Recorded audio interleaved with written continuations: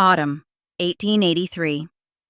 A family crosses from England to the continent, traveling under the name Count and Countess von Hohenstein. The pretense lasts approximately 1 week. Princess Mary Adelaide of Cambridge, granddaughter of King George III, first cousin of Queen Victoria, and patron of more than 90 charitable organizations across London, can't sustain the incognito. She wishes to travel in more style, as the historical record puts it. She reverts to her actual title. The hotel staff who had been politely attentive become formally deferential. The Florentine hostesses who had been vaguely interested begin competing to fill her calendar. Circles of Florentine society, according to one contemporary account of the period, vie with each other for the chance to entertain her. She remains, even in financial exile, the center of every room she enters. Her husband, Francis, Duke of Teck, handsome, morganatic, without an independent income, manages this from somewhere in the background. He's had 17 years of experience doing exactly this, and he's accustomed to the distance. Somewhere in the same household, watching her mother execute this particular maneuver with practiced ease, is a 15-year-old girl named May. She isn't a tourist. The family is in Florence because they can't afford to be anywhere else.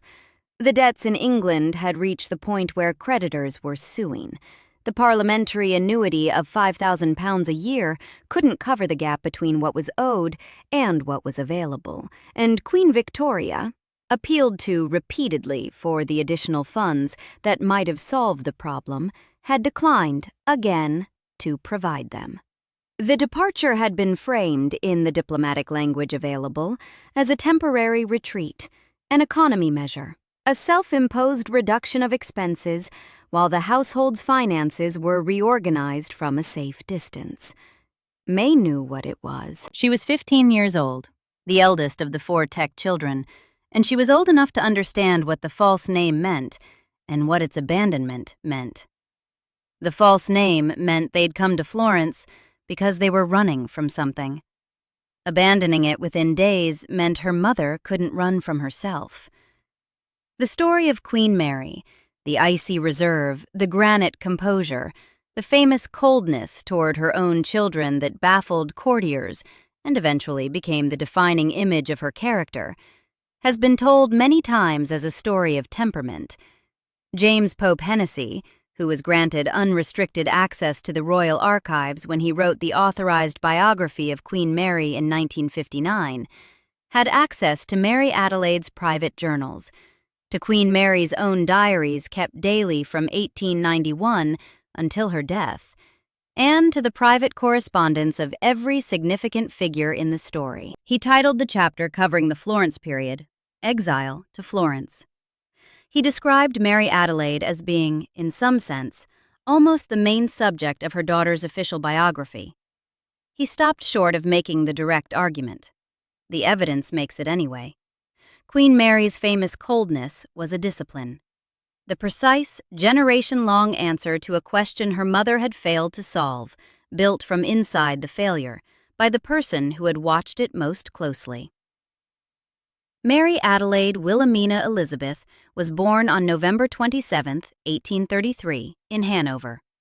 Her father was Prince Adolphus Frederick, Duke of Cambridge, the 7th son of King George III and Charlotte of Mecklenburg-Strelitz, and the family lived in Hanover because Adolphus had served as viceroy there while his elder brothers occupied the British throne.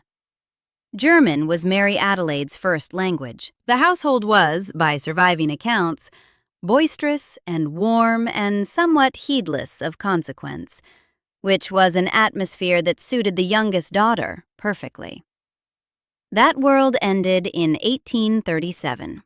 When William IV died and Victoria ascended the throne, the Salic law governing Hanoverian succession prevented a woman from inheriting the kingdom, so Hanover passed to a separate royal branch, and Adolphus returned to London with his family. They settled at Kensington Palace. Mary Adelaide was 3 years old. She grew up in the shadow of the cousin who was now queen, attending court functions, inhabiting the social world of the mid-Victorian royal family, and developing a gift for human connection that was unusual in an institution that tended toward formality. Frank Prochaska, the historian of royal philanthropy, called her a charitable bulldozer, which is an affectionate description and an accurate one. She threw herself into charitable causes with the same energy and apparent boundlessness she brought to everything else. Visiting the overcrowded wards of children's hospitals in the East End of London, not merely to observe, as a royal was expected to, but to sit on the beds of sick children and hold them and tell them stories. She wept openly in hospital corridors. Her biographer, Kinloch Cook, writing in 1900, under the supervision of Mary Adelaide's own daughter, describes her weeping alongside nurses over children she'd never met and would never see again, and describes this not as performance, but as the natural expression of a personality incapable of maintaining professional distance from human suffering. The organizations she supported over the course of her adult life numbered more than 90. Bernardo's, the NSPCC, St. John's Ambulance, and dozens of London hospitals, Christian associations, and asylums. She gave away at least a fifth of her annual parliamentary allowance to charitable causes, which meant that out of a £5,000 annuity that was already insufficient for her household's expenses, approximately £1,000 a year went directly to charity before a single domestic bill was paid. The public loved her for it. Long before Diana, they called her the People's Princess. She had an instinct for human connection that transcended the formal distance usually maintained between royals and the people watching them. A talent for making a factory worker at a hospital fundraiser feel genuinely seen rather than condescended to. A talent that is rarer in the aristocracy than most aristocrats would admit, and more politically valuable than many of them understood. On a Tuesday morning in late May 1867, at Kensington Palace, Mary Adelaide gave birth to her first child just before midnight. Pope Hennessy, working from the letters in the Royal Archives, notes that she'd been a figure of considerable public anxiety throughout the pregnancy. She was 33, already famous for her size, and the Crown Princess Frederick had written to Queen Victoria from Berlin in December 1866 that it seems most alarming, with her size and at her age, her prospects must fill her with fear. The baby, a daughter, arrived on the 26th of May in the same room where Queen Victoria herself had been born. Within hours of the public announcement, more than 1,000 people had come to Kensington Palace to inscribe their names in the register. They came for Mary Adelaide. Her husband Francis was barely known in London. The 1,000 people who turned out at dawn were celebrating the woman whose warmth had made her, in some genuine sense, theirs. They named the baby Victoria, Mary, Augusta, Louise, Olga, Pauline, Claudine, Agnes. Within the family, she was May. By the time Mary Adelaide turned 30, she was still unmarried, a fact the Victorian world registered as both a social peculiarity and a logistical problem. The Almanach de Gotha, the ranking system that governed European dynastic marriages, placed her above minor aristocracy, but made her unattractive to proper royal houses. She was a granddaughter of George III through a surviving son, which gave her Royal Highness status and real precedence, but European courts were increasingly reluctant to negotiate seriously. She was too large, too old, and too financially dependent on crown generosity to represent a straightforward proposition. Queen Victoria and the Prince of Wales had been casting about for solutions. One name considered was King Victor Emmanuel II of Italy, whose notorious habit of propositioning chorus girls during state visits had made him a byword for bad behavior, even in an era that tolerated considerable latitude in kings. The idea was quietly shelved. The solution arrived in Vienna in 1865. The Prince of Wales, visiting the Austrian court, encountered a young cavalry officer whom everyone in Vienna described as the most handsome man at court. Der schöne Ulan, they called him, the handsome cavalry officer. Francis Paul Charles Louis Alexander of Hohenstein was the son of Duke Alexander of Württemberg and his morganatic wife, a Hungarian countess named Claudine Redi. The morganatic marriage had stripped Francis of royal status and succession rights. He held a courtesy title, had a princely bearing, no income of any kind, and had been politely frozen out of royal marriage negotiations on both sides. Too highly born for ordinary aristocracy, too low-ranking for proper dynastic consideration. The Prince of Wales saw in Francis what a contemporary biographical account summarizes as the solution to a royal family problem. He invited the officer to London. Francis arrived on March 6, 1866, and met Mary Adelaide the following day. A month later, they were engaged. The wooing was but a short affair, Mary Adelaide said afterward. Her daughter May, years later, would sum up the entire transaction in 6 words. Everyone seemed to think it would do. They married on June 12, 1866, at St. Anne's Church in Kew. He was 29, handsome, charming, and penniless. She was 32, warm, sociable, and already carrying debts that were accumulating against the assumption that royalty was creditworthy.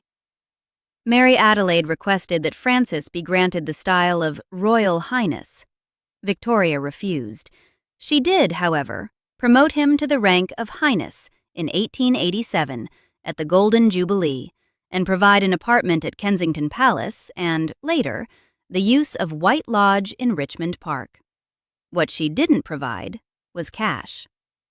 This was the structural error from which everything else followed. The household was granted the housing appropriate to near royals and denied the income necessary to maintain it. The mathematics were impossible from the first month of the marriage. Everyone involved understood this. They proceeded anyway. The spending that defined the Teck household wasn't simple extravagance in the narrow sense, and the distinction matters for understanding the argument that follows. Mary Adelaide didn't spend frivolously on herself. Her expenditure was oriented outward, toward other people, toward causes, toward the maintenance of a social life that functioned simultaneously as royal public service and as the expression of a personality that simply couldn't do otherwise. 1/5 of the parliamentary annuity went to charity before the household paid for its own upkeep. The dinner parties and charity galas, and there were many, because Mary Adelaide was genuinely good at them, genuinely enthusiastic about them, and genuinely useful to the organizations she supported, required food, staff, and decoration that the household couldn't afford. The jewels and the clothes reinforced the social assumption that a cousin of the Queen was creditworthy, and the credit that London tradespeople extended on this basis was, for years, real. The more she spent on visible displays of royalty, the more credit she could secure. The more credit she secured, the more she could sustain the social life that had made her beloved. The logic was coherent. The endpoint was inevitable. There's a phrase that surfaces in one period account of the Teck finances, likely drawn from a contemporary newspaper, though the original publication hasn't been confirmed, that captures the mechanism with uncomfortable clarity. The more diamonds that sparkled on Mary Adelaide's bosom, the more credit she could obtain from the tradesmen. She wasn't unaware of this dynamic. She used it. A woman who gave away 1/5 of an insufficient income to children's hospitals wasn't a woman who was unconscious of the relationship between display and social capital. She simply couldn't make herself choose the ledger over the child in the hospital bed. Debts accumulated through the late 1860s and across the 1870s. Victoria's responses to appeals for additional funds were consistent. No. The Kensington apartment was available. White Lodge was available. The bills owed to the couturiers and the Richmond butchers and the household staff, Creditors ranging from high-end Paris dressmakers to local tradespeople weren't the Crown's responsibility, and Victoria wouldn't make them so. The result was a household that looked wealthy and operated on permanent credit, with creditors growing steadily less patient. By the early 1880s, the patience had run out entirely. Creditors were suing. The gap between what was owed and what was available could no longer be managed from within England. The departure, framed as an economy measure, was effectively a flight. They crossed the Channel in the autumn of 1883, heading first through Germany and Austria to visit relatives, then settling in Florence. May was 15. Florence in the 1880s had a long-established British expatriate community. Artists, writers, minor aristocrats, and various remittance recipients had been coming to Tuscany for decades because the cost of living was a fraction of what London demanded, and the cultural life was sufficient to maintain a version of civilized existence. By 1883, the city had been part of unified Italy for nearly 2 decades, and its English-speaking social world, centered around the villas and formal gardens of the hills south of the Arno, was sophisticated enough to recognize titled visitors and disposed to receive them warmly. The Teck household arrived, for the few days that the fiction held, as the Count and Countess von Hohenstein and their children. Florence in November was cooling, the hills behind the city turning from summer bronze to winter gray, the gardens going dormant, the light low and pale in the early afternoons. The household staff who traveled with them would have been reduced from the full London establishment, the furniture of their English life replaced by whatever their rented accommodation provided. The children, Adolphus, May, Francis the Younger, and Alexander, ranging in age from 15 down to 9, had been removed from everything that constituted their ordinary world and deposited in a foreign city where the family's precise social position was, for the first time in their lives, deliberately obscured. Then their mother decided she'd rather not be obscured. The sequence of events is reconstructible from the historical record and from what the accounts of Mary Adelaide's character make predictable. The hotel staff became formally deferential when the Countess von Hohenstein revealed she was actually a royal highness. Invitations began arriving. Florentine hostesses competed for access. By the time the family settled into their longer-term arrangements, Mary Adelaide eventually staying at the Villa I Cedri, a property belonging to a Florentine friend named Bianca Lightheart, whom Pope Hennessy records by the nickname Bianca in his account of the household social world, the Duchess of Teck was receiving callers in the Italian city with very nearly the same regularity she'd received them in Richmond. Pope Hennessy describes the Villa I Cedri and the social world Mary Adelaide constructed around it with the detail of a writer who had access to her private journals from that period. The circles of Florentine society, he notes, vied with one another for her company. English visitors passing through the city, continental relatives in range for a day's journey, expatriate painters and writers who inhabited the same Anglo-Florentine world, all of them found their way to whatever room Mary Adelaide was currently occupying, because she was the kind of person rooms oriented toward. She had an irresistible quality, a centripetal warmth, and it worked in Italian as surely as it worked in English or German. May sat at the edge of these rooms and watched. She was 15 when the exile began, and 17 when it ended. In the diary she kept during this period, Pope Hennessy notes the existence of a solitary diary volume from 1884, meaning May was keeping a written record in Florence at 16. Was available to the authorized biographer when he wrote his account. Whatever that diary contained about watching her mother's economy measures dissolve into dinner party planning, Pope Hennessy chose, in a biography that he knew the royal family would review before publication, to approach with considerable care. What surfaces in his account regardless is the consistent pattern, a girl who had been acutely aware since childhood of the family's financial instability, now watching its cause made visible in daily miniature. Because Florence showed May something that the London household, for all its visible inadequacy, had partially obscured. In London, the debts were spread across the anonymous geography of creditors and accounts, and bills that arrived by post. In Florence, the mechanism was present and legible. The plan had been explicit: live cheaply, live quietly, allow the English situation to resolve itself from a distance. The plan's failure wasn't gradual or ambiguous. It happened, from May's vantage point, in approximately a week, when her mother decided that traveling as the Countess von Hohenstein was, fundamentally, not something she was willing to do.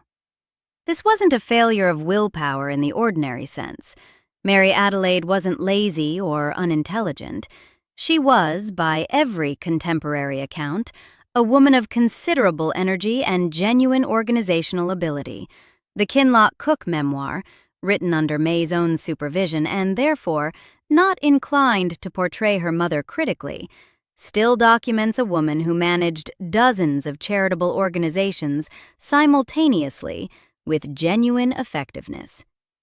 The problem was character, the warmth that made her indispensable to London hospital wards, the sociability that made her beloved to hundreds of thousands of people who'd never spent a meaningful hour in her company, the generosity that caused her to give away a fifth of an insufficient income before she'd paid her own bills. These weren't separate qualities she could turn on and off, depending on the financial situation. They were the same quality, expressing itself as care for the sick child and as hospitality that required a cook and a dining room and a decent wine cellar, simultaneously and inseparably. In Florence, without the cushion of the London social world and its accumulated credit, the equation was stripped to its components. May could see exactly what was happening, and exactly why it couldn't stop. The Teck family lived in Florence and its surroundings from 1883 through the autumn of 1885, 2 years in which May moved from 15 to 17, from adolescence to the early edge of the age when the marriage market would begin its serious assessment of her prospects. Anne Edwards, in her 1984 biography of Queen Mary, notes specifically that May, during this period, understood her own marriageability to be affected by the family's financial chaos. She was a granddaughter, 1 generation removed, of a Duke of Cambridge. That gave her theoretical standing. Attached to an insolvent household and a morganatic and penniless father, she was a considerably more complicated proposition.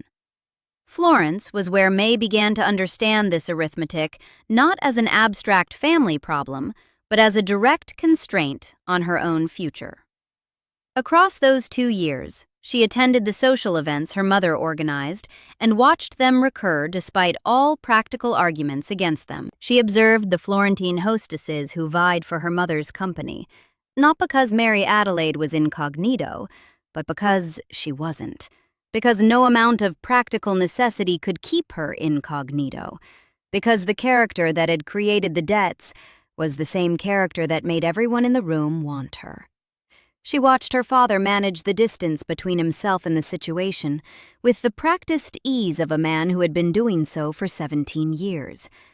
And she kept a diary, in a city she hadn't chosen to be in, at an age when most of her royal contemporaries were navigating the pleasures of a properly supported adolescence. The Tecks returned to England in September 1885. The debts had been managed to a degree.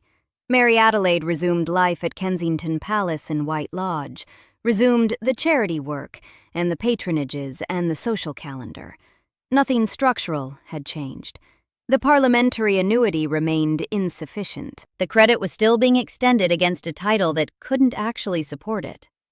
The same mathematics that had necessitated Florence would eventually necessitate something else. The only thing that had changed was May. The 6 years between the family's return from Florence and May's first engagement aren't the most lavishly documented period of her early life, but what the accounts agree on is consistent. She became a young woman of considerable competence and marked reserve, useful in ways the Teck household needed, precise in managing the obligations that fell to her, increasingly aware that her family's position depended on her making a good marriage, and increasingly disinclined to the kind of public warmth that characterized her mother's social mode. She was different from Mary Adelaide in this respect in ways that photographs captured even when contemporary accounts were too polite to name them directly. Where Mary Adelaide, in every image, appears to be in the act of enjoying herself, leaning into the room, radiating outward. May's photographs from these years show a young woman who has made herself contained. She's present. She isn't absent or hostile. She simply isn't offering anything her role doesn't require her to offer.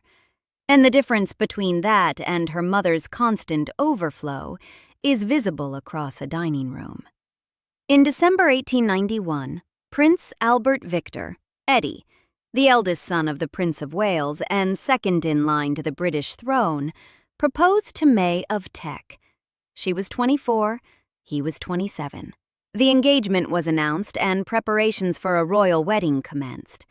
Albert Victor, Duke of Clarence and Avondale, died at Sandringham on January 14, 1892, of influenza and resulting pneumonia.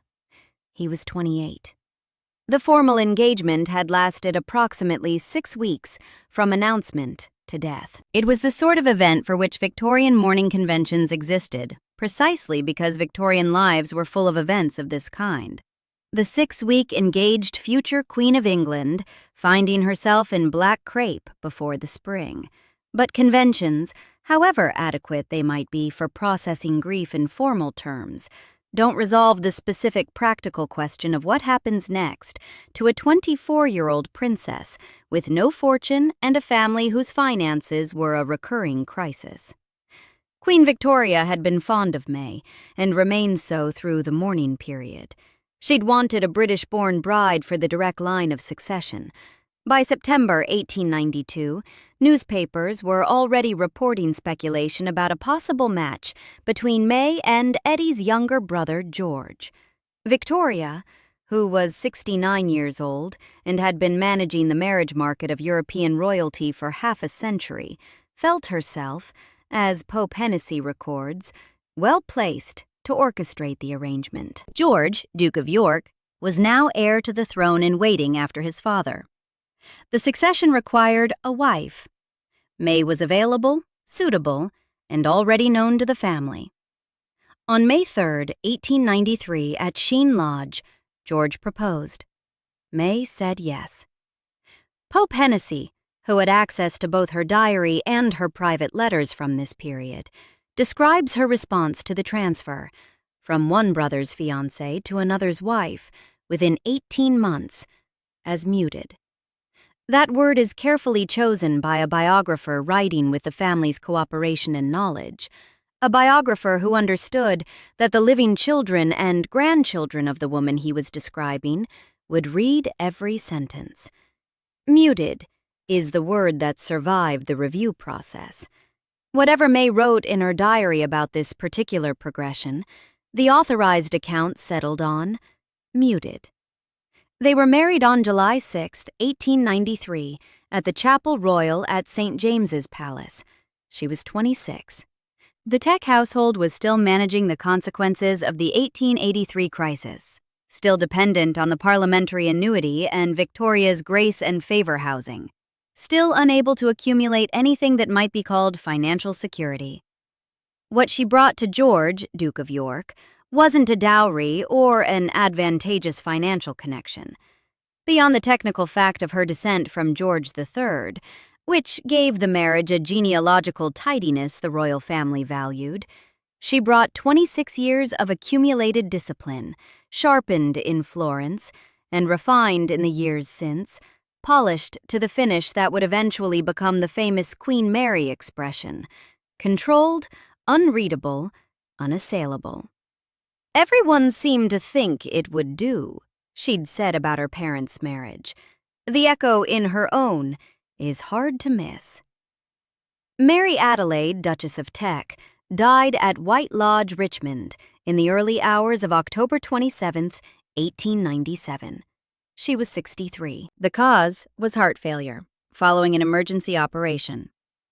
According to the court jeweler's contemporary account, the time was approximately 3 in the morning, that specific hour when death in a Victorian household meant candlelight and the peculiar quiet that follows the end of a long vigil. Beside her when she died were her husband Francis, her youngest son Alexander, and her daughter May, now Duchess of York, 4 years married, mother of 3 children, 30 years old. The newspapers were generous in ways that weren't merely conventional politeness. They remembered the 90-plus charity patronages, the hospital visits, the children's wards where she'd sat and held sick children and wept alongside the nurses. The press that had printed the Fat Mary jokes now printed tributes to a woman who had given 1/5 of an insufficient income to people who needed it more than she did. And the tributes weren't insincere. The public had always held both truths simultaneously, the mockery and the genuine affection, and at the moment of her death, the affection dominated. She was buried on November 3rd in the Royal Vault at St. George's Chapel, Windsor. Frances, who survived her by 3 years, is buried beside her. May wore mourning. She sat through the funeral. She managed the subsequent arrangements with the precision she brought to everything. Then, within 3 years of her mother's death, she commissioned a memoir.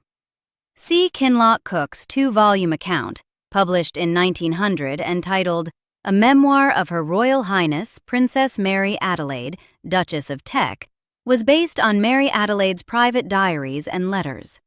The preface states plainly that it was written at the active interest of the Duchess of York and Prince Adolphus, and that the proof sheets were reviewed by both of them before publication. The memoir is warm, thorough, admiring, and comprehensive on the subject of Mary Adelaide's charity work and social gifts. Kinloch Cook dedicates an entire chapter to her philanthropic undertakings, noting that to recite the full record of her public appearances in the cause of charity would require repeating details already familiar from newspaper chronicles across 3 decades. On the subject of the family's financial history, the debts, the creditors, the suing, Florence, the false names, the memoir is nearly silent. May had been given every possible opportunity to put her mother's financial life on record. The diaries Kinloch Cook was working from contained it. Mary Adelaide was a regular diarist, and the household's financial crises were her lived experience, not her private theory. Whatever she'd written about the creditors and the departures and the return to her title in Florence was there in the journals. May declined to include it. This wasn't forgiveness. Forgiveness requires acknowledgement first, and what May imposed was the controlled silence of a woman who has decided that certain things won't be discussed, and who has the authority to enforce that decision. She wasn't pretending the debts hadn't existed. She was building an archive that would speak, through its silences, to anyone who knew what it was declining to say. The silence is also the argument.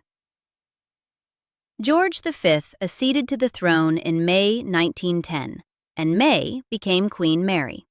She was 42, the daughter of an insolvent duchess and a morganatic duke, and she'd spent the preceding 17 years preparing for a role that her mother's incompetence had made necessary to prepare for with obsessive care. She ran the household differently. This isn't a general impression. It's documented in specific behaviors that Pope Hennessy, with access to George V's diaries and the correspondence exchanged between husband and wife, recorded with the careful restraint of a biographer who understood the family's continued sensitivity to the subject. During the First World War, she instituted an austerity drive at the palace, rationing food at the royal table in solidarity with a country at war, and because rationing was something she was constitutionally inclined to impose.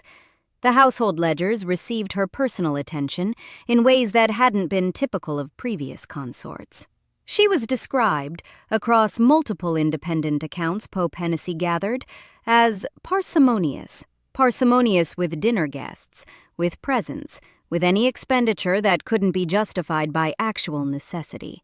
George V found her economy excessive. The tension between Queen Mary's frugality and the ordinary expectations of royal hospitality surfaced regularly in the private correspondence, a recurring minor friction in a marriage that was, by most accounts, more functional and more genuinely fond than its formal exterior suggested. The household she managed was solvent. It was the first solvent Teck-adjacent household in her lifetime. Her children experienced the rest of the bargain. Daisy Bigg, daughter of George V's private secretary and a witness to the interior of the royal household across decades, told Pope Hennessy in the interviews he conducted for the authorized biography that Queen Mary was frightened to death of her husband. The reserve the public interpreted as serene dignity was, in private, something closer to fear, not of violence, but of the particular authority George V carried in his own household, and the ease with which disapproval could silence a room. Queen Mary kept her own counsel partly because her counsel was good, and she knew it, and partly because the alternative was conflict with a man whose temper was unpredictable and whose disapproval she'd chosen, at some point in the marriage, to avoid as a primary organizing principle of her day. The Marquis of Cambridge, interviewed separately by Pope Hennessy, said Queen Mary had no friends. Not few friends, no friends. Another account from Pope Hennessy's research adds the detail that remains perhaps the most precise characterization of all. Queen Mary wouldn't let people love her. She deflected it. She maintained the distance, the warmth that might have been available in theory, and there are private letters to her son David from 1918 that suggest genuine maternal tenderness, discovered after her death, that complicated the coldness narrative somewhat, wasn't available in practice, because the practice of withholding it had become too established, too structural, too deeply part of the architecture of who she was. Whatever existed in those private letters stayed private. What her children experienced was what they experienced. Her son David, who became Edward VIII and abdicated in December 1936, described his mother to contemporaries in terms that no diplomatic softening could reach. The account that survived into the historical record, cited by Pope Hennessy's own research network, is this: "The fluids in her veins have always been as icy cold as they now are in death." This is the testimony of a grieving and self-interested man who felt abandoned by his mother in both the personal and institutional senses, and it's therefore not fully reliable as balanced character assessment. As evidence of what the children actually experienced from inside the household Queen Mary built, what it felt like, daily, to be raised by her, it's about as direct as the historical record offers.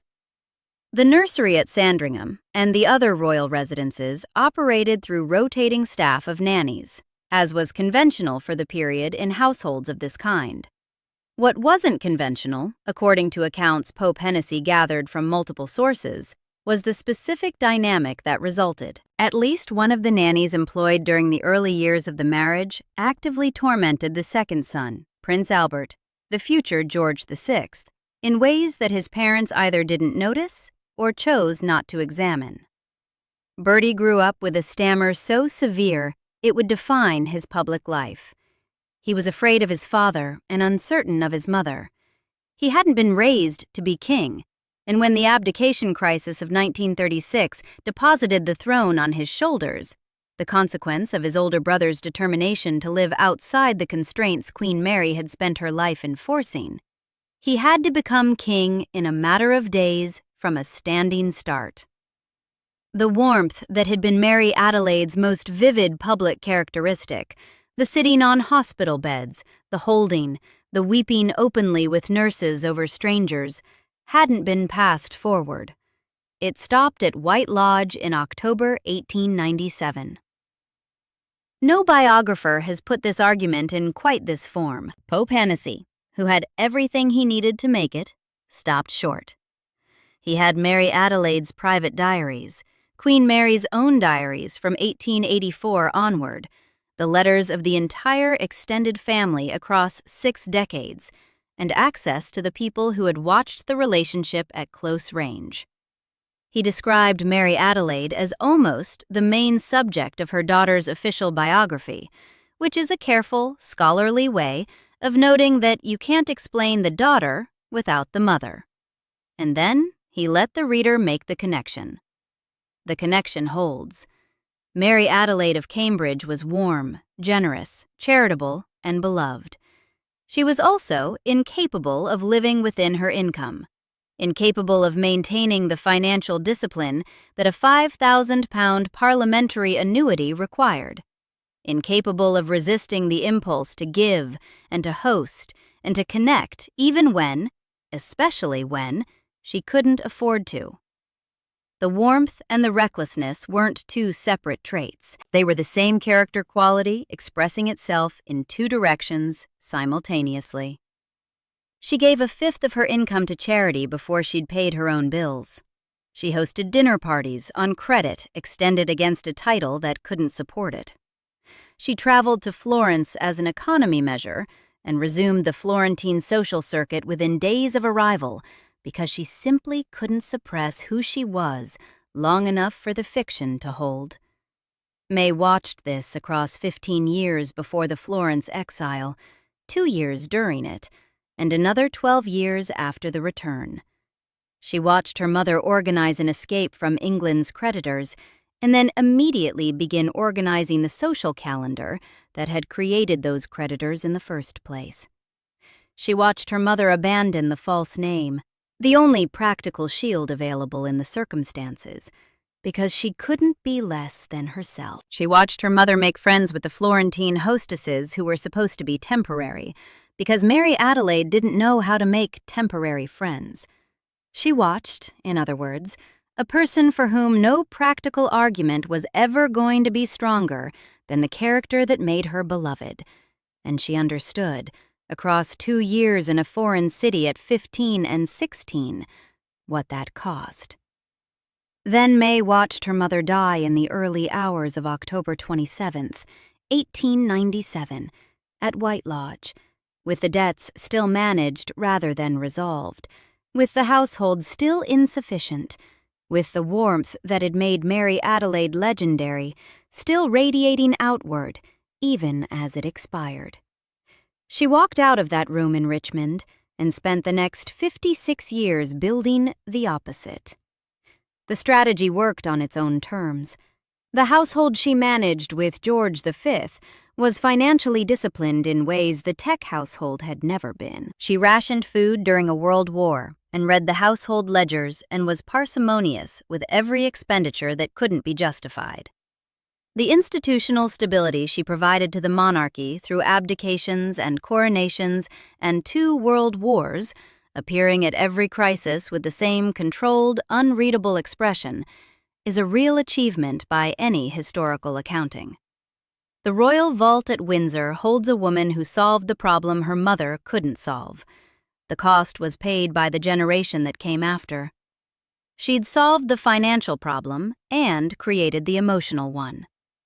David grew into the man who described her veins as icy, who left England for France and spent the rest of his life in a kind of exile that's different in kind from Florence, but not entirely different in cause. Bertie grew into the man who had to become king without having been raised to be one, who was afraid of his parents, whose stammer the emotional climate of the nursery hadn't helped, who gave his coronation speech through sheer force of will in December 1936, while his mother watched from the congregation with an expression no one in the Abbey could read.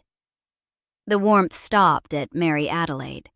The discipline that replaced it worked, measured by the only metric Queen Mary had been trained, by 15 years of watching, to consider decisive.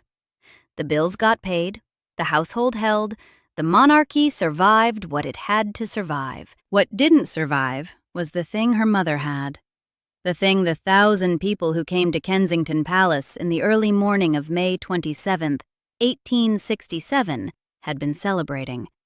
The irresistible quality, the centripetal warmth, the capacity to sit on a hospital bed beside a stranger's sick child and weep, because the world required weeping, and she couldn't stop herself from knowing it. Princess Mary Adelaide of Cambridge is buried in the royal vault at St. George's Chapel, Windsor, beside her husband. She died at 63. Her daughter lived another 56 years, watched the family she'd married into give up a throne, survive 2 world wars, and bury 2 of her children. She was photographed at all of it with the same expression. It was forming, by candlelight, in a rented room in Florence. In a girl watching her mother be exactly, radiantly, irreducibly herself at the precise moment the family couldn't afford it, and deciding, somewhere in the space between watching and understanding, never to make the same mistake. Queen Mary's coldness has been read, by biographers and by the family members who experienced it, as a failure. The evidence supports a different reading. It was a survival strategy so successful it outlasted the crisis it was built to solve. So deeply installed, it couldn't be removed when removal might have been possible. So structurally embedded in who she became that it shaped the generation after hers and the generation after that. A survival strategy that becomes a cage is still a cage, but it's worth understanding what it was built to survive. Subscribe for more stories like this.